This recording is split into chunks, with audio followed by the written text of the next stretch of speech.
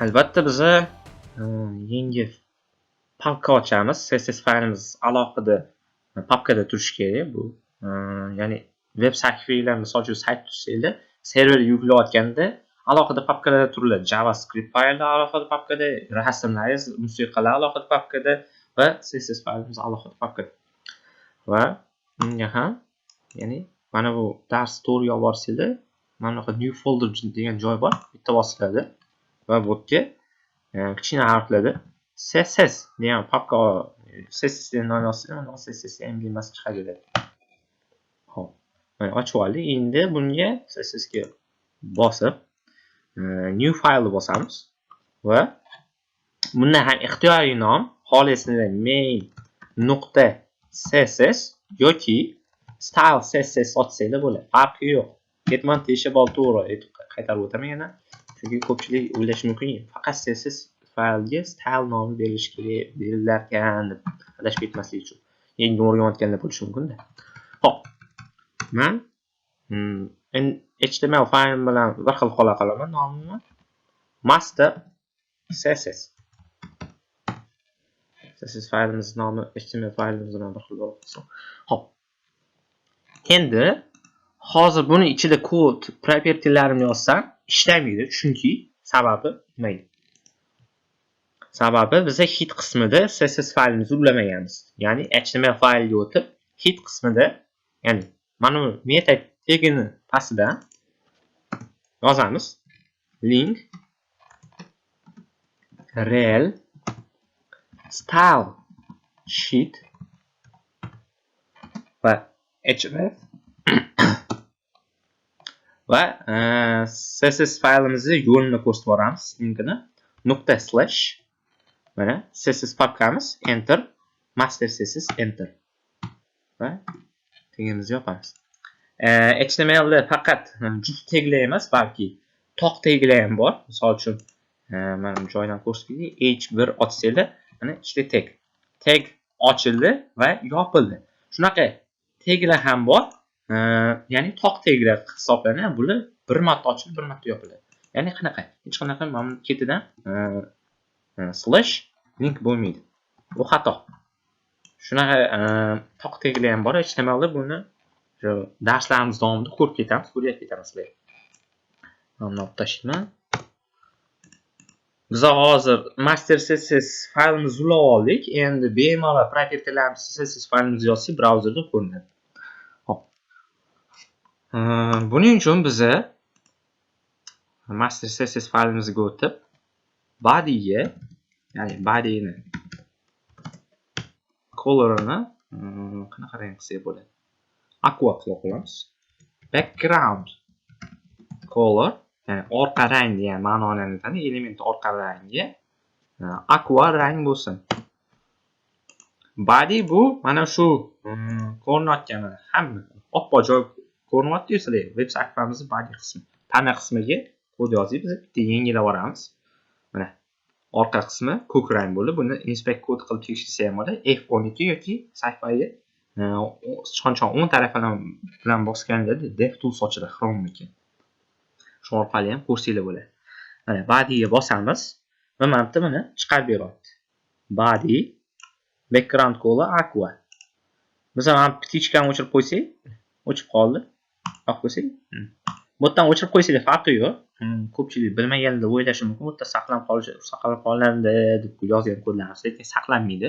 Bu shunchaki taxminan tekshirish uchun, ya'ni men editorga o'tib, hadeb yozib o'chirish o'rniga men bitta bemalol tekshirib, keyin to'g'ri ishonch hosil qilgan holda editorimizga keyin yozib qo'ysak bo'ladi. Keyin o'shanda saqlanadi. DevTools o'zida property yozsanglar, saqlanmaydi, misol uchun red qilib saqlanib qolmaydi. Biz hozir mana o'chirib qo'ydik. Sahifamiz bitta amdan o'tib boramiz. So'zimiz ham rang bo'lib qoldi. Bu narsa saqlanmaydi. Mana ko'rdingiz, o'zining joyiga qaytib qoldi. DevTools shuncha taxmin tekshirish uchun juda foydali veb-sayt tuzilayotgan. Mana biz body'imizga aqua rang berib oldik. Endi mana bu dastur nima so'zini shriftini kattalashtirib, mana bu markazga surishimiz kerak. Va mana bularni ham shriftini sal kattalashtirishimiz kerak. Va shrift turini ham boshqacha shrift turini bilishimiz kerak font familiyalari orqali. Kelinglar buni ham CSS qilib ketamiz. Biz body'ga background color berdik. ya'ni badiiy tayyor tagin nomini olib, hech qanaqa bunga klass bermaydi. Sinf. Keyin aytib o'taman, faqat mana bu klasslar faqat divga berilmaydi. Xohlasangiz badiiga ham bersanglar bo'ladi. Ya'ni o'sha nomini, sinf nomini berib ketish uchun. Va sinf nomini berib ketsanglar, sinf nomi orqali CSSda property yoza olasizlar yoki o'ziga ham yozsa bo'ladi. Ya'ni ajratib turish uchun farqi yo'q. Class, ya'ni faqat div uchun emas. Xo'p. Body deydigan bizni aslımızga yozishimiz kerak ekan mainga main nuqta main, chunki biz class berganmiz va ketidan virgul va bitta probel tashlab zam nuqta zam, ya'ni virgul tashlaymiz va h2, ya'ni main ichida zam ichida h2 ga bunaqasi ham oddiy. Main siz ya'ni zam ichida h2 ga yozsa bo'ladi yoki h2 ni o'ziga ham yozsa bo'ladi. Endi biz tartibli qilishimiz kerak, ya'ni adashib ketmaslik uchun. Main ichidagi shunayroq bo'lishi uchun shunaqa qilib qoldim. Xo'p.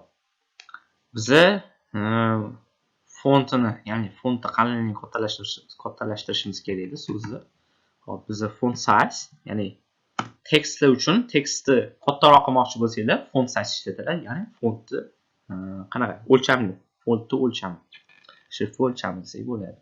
Xo'p, biz shrift o'lchamiga 50 mi yo'q 40 piksel beramiz.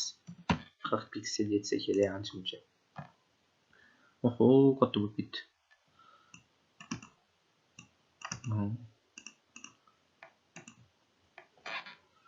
Xo'sh, nimaga bu? Biz main ishlatganimizga anaqaga ta'sir qilib ketdi. Neydi?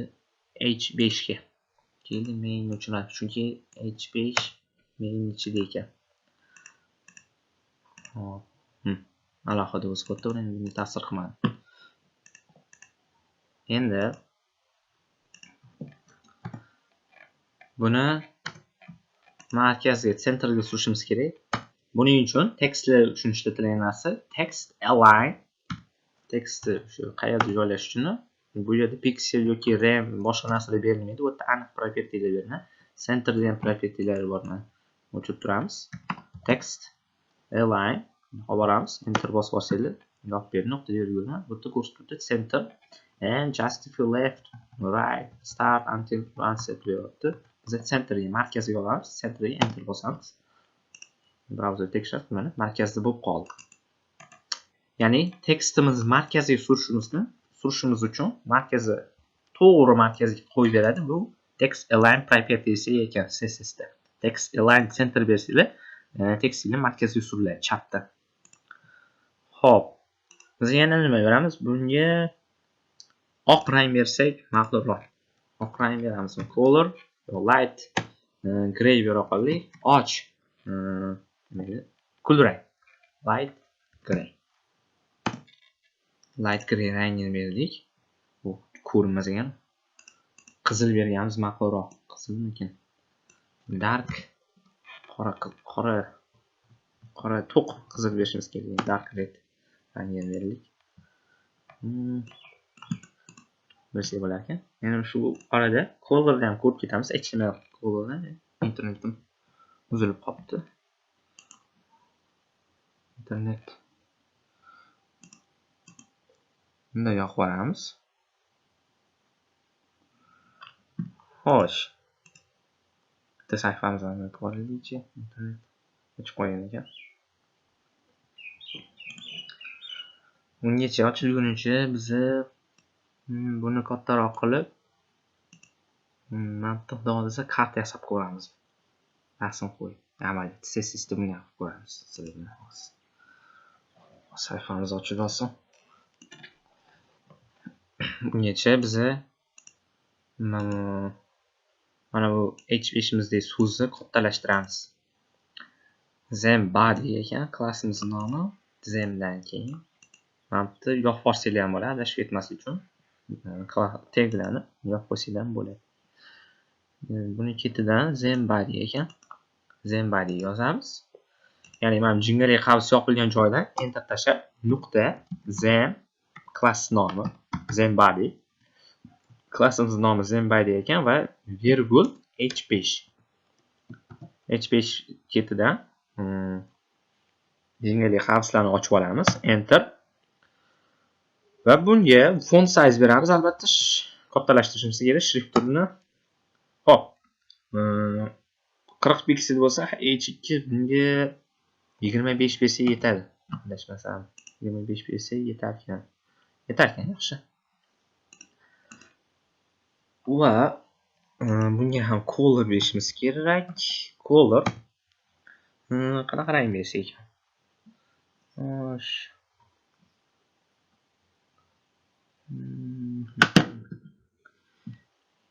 Lavon green. Esi ko'rinarmi? Yashil ko'rinmasa unchalik. Brown jigarang beramiz. Bir xil bo'lib qolar ekan.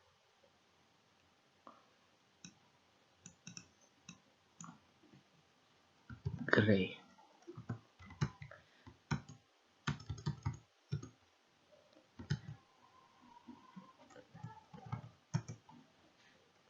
Yellow. Qora turgani ma'qul ekan, shartmas. Maqbul rang topa olmadik, chunki orqada rang qo'yganmiz. Mayli, shartmas rang.